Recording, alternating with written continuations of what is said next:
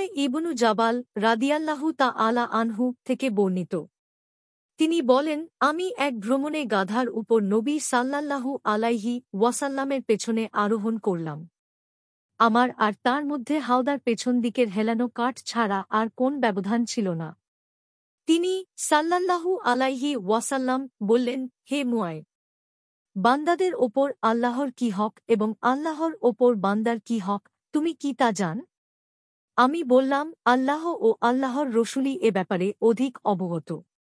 তখন তিনি সাল্লাল্লাহু আলাইহি ওয়াসাল্লাম বললেন, বান্দাদের ওপর আল্লাহর হক হল তারা আল্লাহর ইবাদাত করবে, তাঁর সাথে কাউকে শরিক করবে না। আর আল্লাহর ওপর বান্দার হক হল যারা আল্লাহর সাথে কাউকে শরিক করেনি, আল্লাহ তাদেরকে শাস্তি দিবেন না। এ কথা শুনে আমি বললাম, হে আল্লাহর রসূল, তাহলে আমি কি এ সুসংবাদ মানুষদেরকে জানিয়ে দিব না?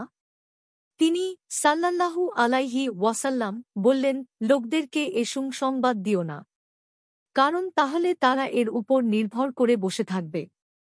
সহিহ বুখারী 2856 ও 5967, মুসলিম 30, ইবনু মাজাহ 4296, সহিহ আল জামি 7968।